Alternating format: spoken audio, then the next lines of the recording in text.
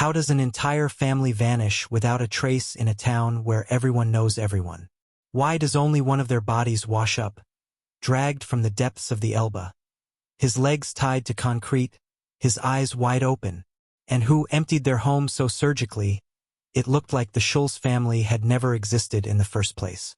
If you're watching this alone, maybe don't, but if you're into true horror, subscribe and we'll keep you up to night.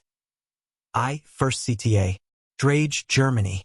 Tucked along the Elbe River, it's the kind of village where nothing really happens.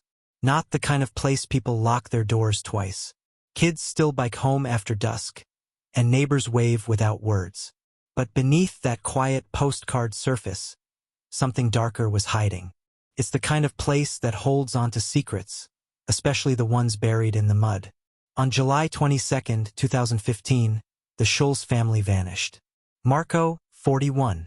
Sylvia, 43. Miriam, 12. Gone. At first, it didn't raise alarms. Maybe they went on a spontaneous trip, a camping escape, a family emergency. But 3 days later, Sylvia's business partner reported her missing. Clients weren't getting replies. Phones were going straight to voicemail.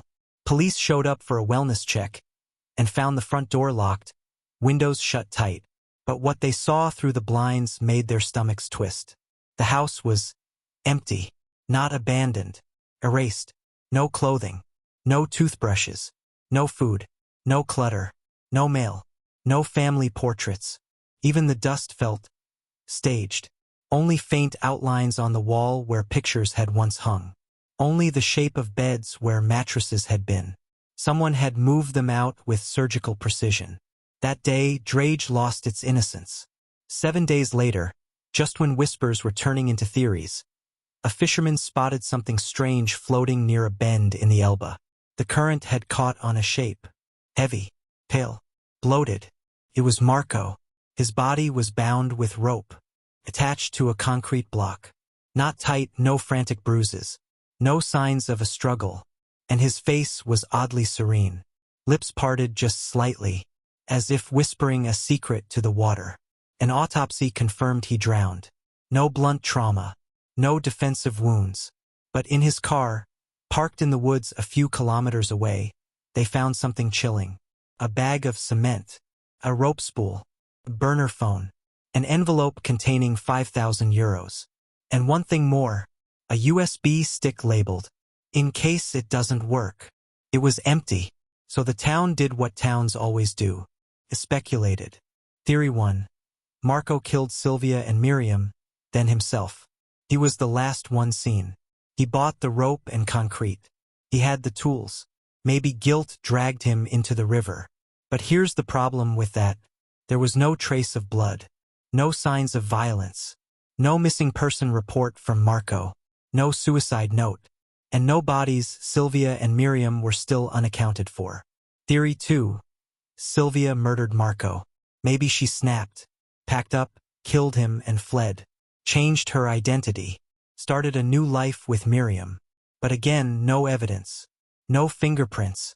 And who empties a house so perfectly and burns all records? Theory 3. They planned it together. And only one was meant to disappear. Weeks passed. Investigators combed through the property, now legally under police watch. And just when the trail went cold, one officer discovered a false panel behind the basement water heater. Inside, a scorched family album, a melted hard drive, and a small journal belonging to Miriam. The final entry, scrawled in red ink. "Daddy says we're going away. I have to be brave. I can't tell anyone." It was dated 1 day before the disappearance. Chills turned to goosebumps. This was planned. But planned by who?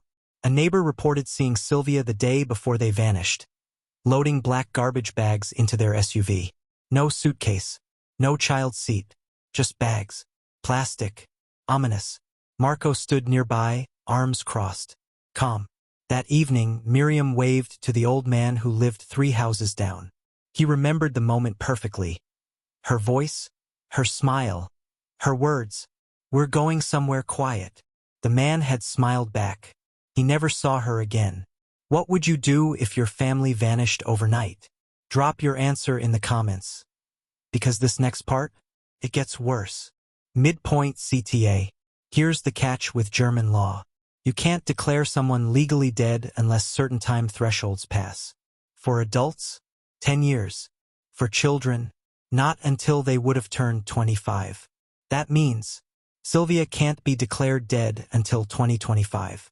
Miriam, not until 2031. Until then, no wills can be activated. No inheritance. No funeral. No closure. Their home sat frozen in limbo, untouched, gathering dust. Locals swore they saw lights flicker on at night. Teens dared each other to knock. None did it twice. And the Schulz estate? Locked in a bank vault. Waiting. In 2018, the local police received an envelope. No return address. No fingerprints. Inside, a single Polaroid photo of a girl on a bus. Handwritten text, "Tell them I'm safe." The girl looked like Miriam. Same eyes, same birthmark near her eyebrow, but aged up. Maybe 14 now. Maybe older. Was it her? Or a cruel hoax? They tracked the bus. Nothing matched. The image? Undated. The handwriting? Not Sylvia's. Not Marco's.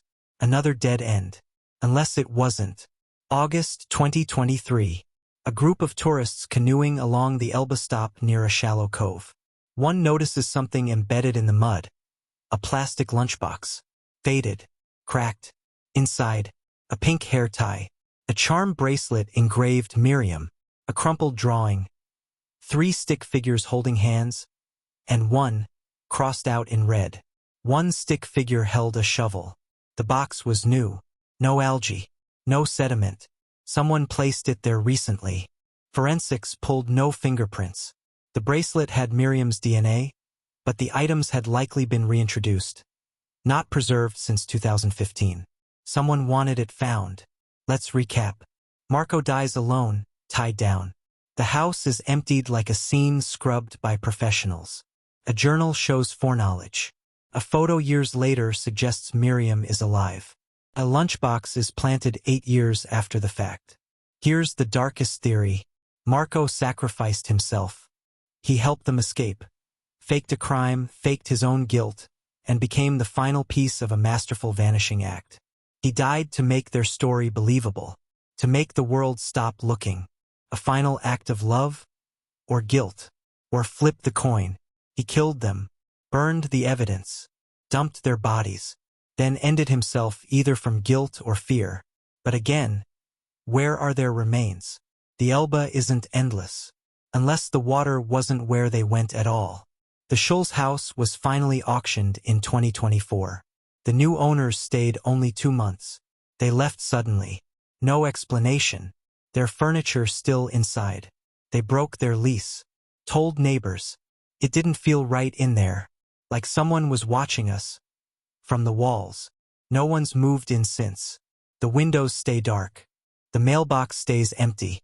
But sometimes around midnight, neighbors swear they see the porch light flick on. Just for a second. So what's worse? A family murdered by one of their own? Or a family so desperate to escape something or someone that they faked their own deaths, erased their identity, and disappeared into permanent darkness?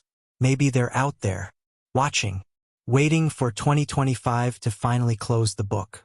Maybe Sylvia will return to claim what's hers. Or maybe the Elbe keeps its secrets forever. If you made it to the end, you're braver than most. Subscribe for more stories that'll keep you up. And maybe lock your doors tonight. Fire.